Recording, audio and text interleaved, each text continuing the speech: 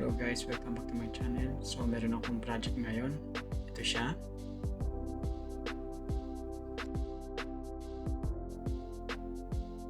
So dito, binawasan ko ng konti yung bond paper para mas mabilis mag-expose. So hinanap ko rin yung pinaka-sentro ng artwork para mas madali ko siyang mai-sentro dun sa mga guide ko dyan sa platen.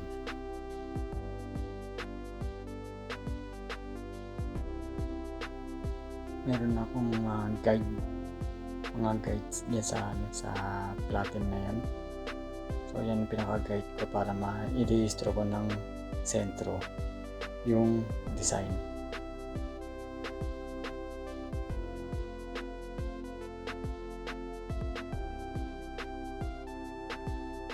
So pag na-sentro na, lagyan ko na ng scotch tape para hindi gumalaw.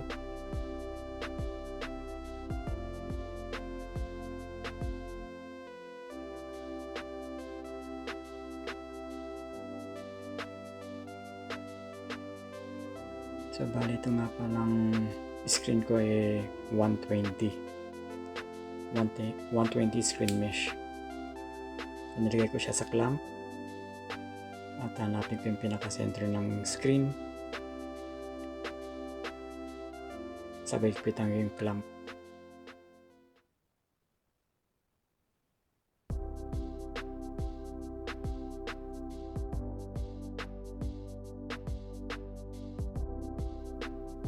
So yung dumating sa atin yung artwork is wala naman sang registration mark.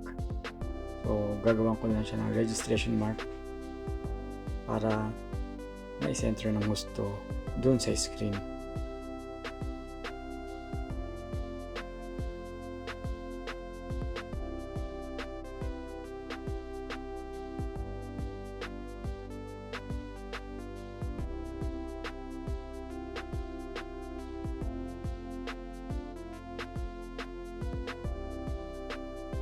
So ngayon maglalagay na ako ng photo emulsion. Ang gamit ko pala dito is yung Aquasol ER ng tool ko for water based na ink.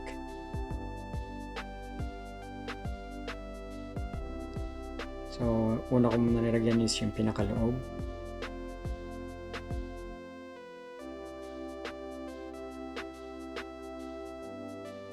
So pag naghagot niya ng emulsion, hindi naman importante na mabilis. Smooth lang ba? Tapos yung labas.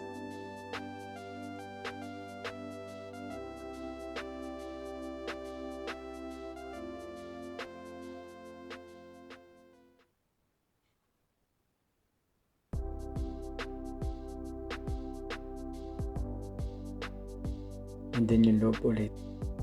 So nasa sa inyo na yun. Pwede yung tag-isa lang. Pero ako biniligan ko pa yung pinakaloob.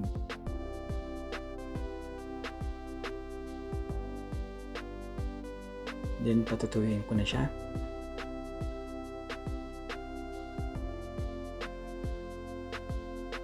Tapos medyo kung kulob yung lalagyanan. Pero nilagyan ko rin siya ng cover. At pinatay ko rin yung ilaw dyan.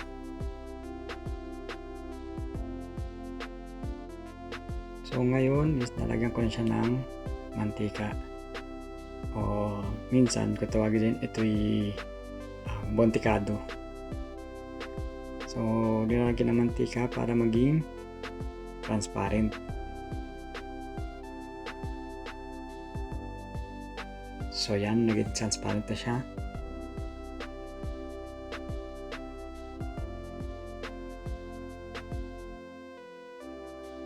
Yan, pinapairan ko rin mismong screen para mas mawala agad yung mga bubbles.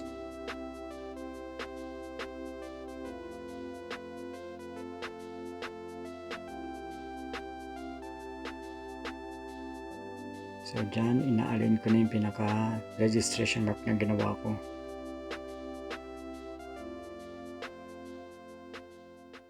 And then yan, tinatanggal ko rin ng mga air bubbles.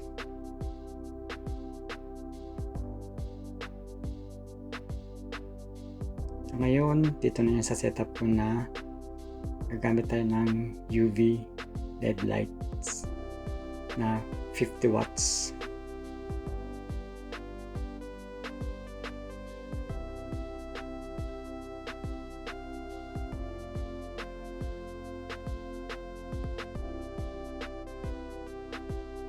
So dito is washing na muna.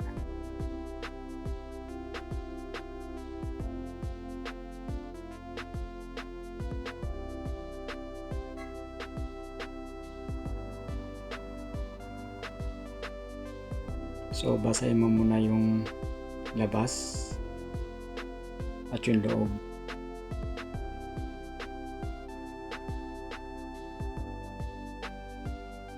Para lumambot yung unwanted parts na hindi na sinagan ng UV rays, which is yung black part ng design.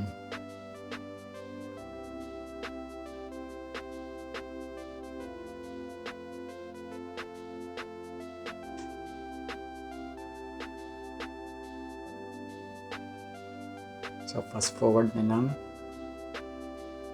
So dito, nililinis ko na lang ng konti.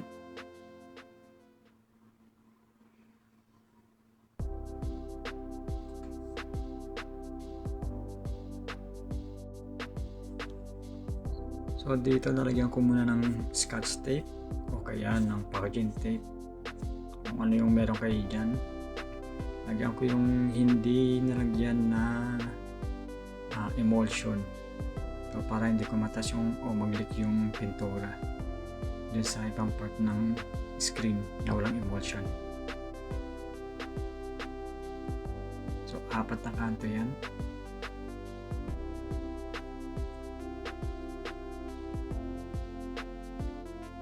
And then ito dito sinesentro ko na mismo dun sa mesa.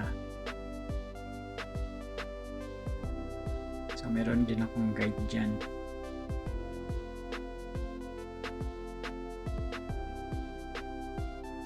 Okay, na-load na rin yung damit. And magte-test print muna ako.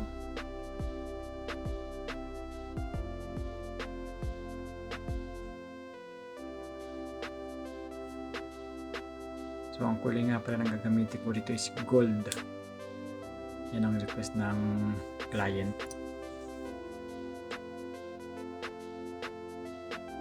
So medyo mabusisi kasi 120 yung gamit kong screen mesh. Kaya medyo madaling magbara.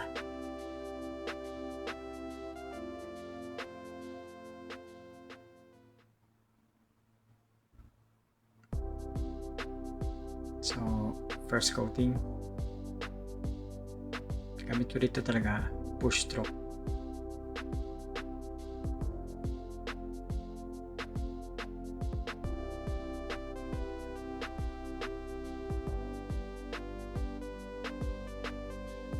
So nilalagyan ko ng carton yung pinaka screen para hindi maano ng init, para hindi magbara agad.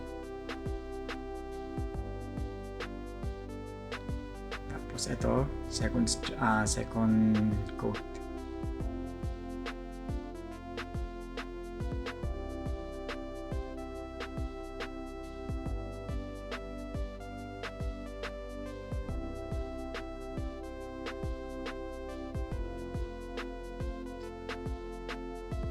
So ito ulit, blower ulit.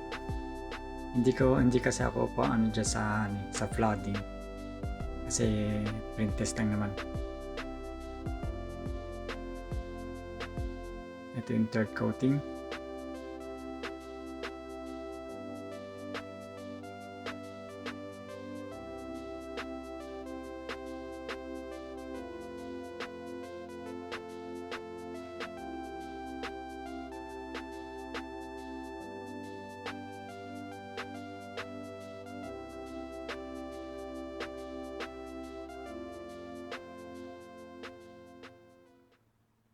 Mas masarap talaga, mas maganda talaga yung push stroke.